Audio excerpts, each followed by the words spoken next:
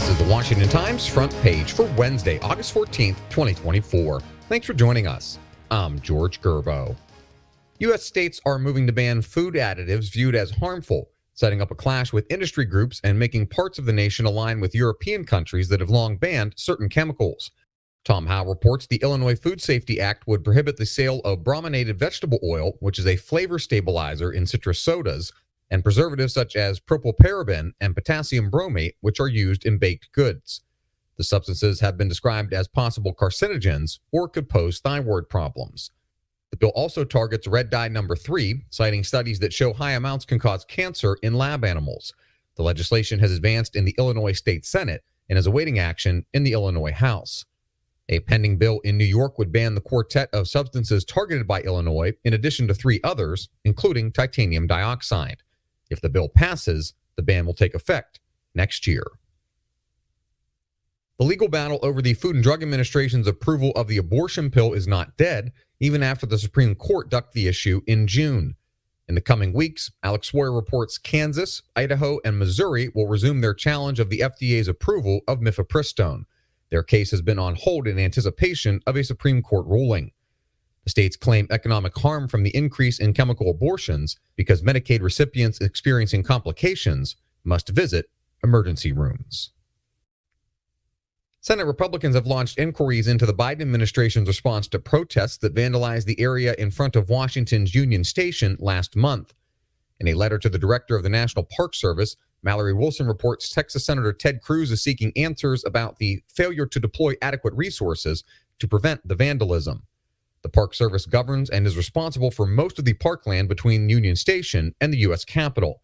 It declined to comment on the letter, but said no resource requests were declined by NPS or Interior staff, and that Park Police had a full-force commitment, and specific numbers have not been accurate.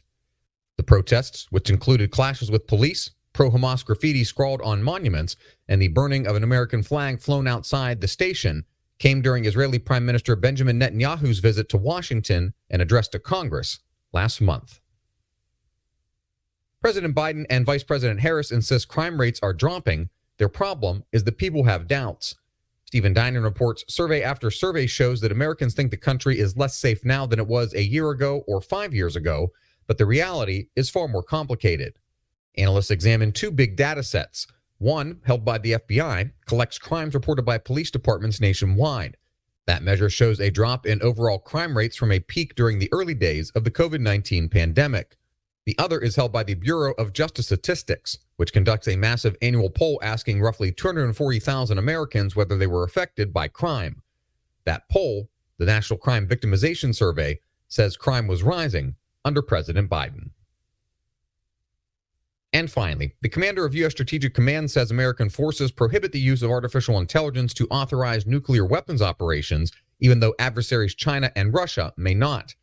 Bill Gertz reports Air Force General Anthony Cotton says artificial intelligence and machine learning could give human decision makers valuable tools for analyzing large amounts of intelligence, surveillance, and reconnaissance data.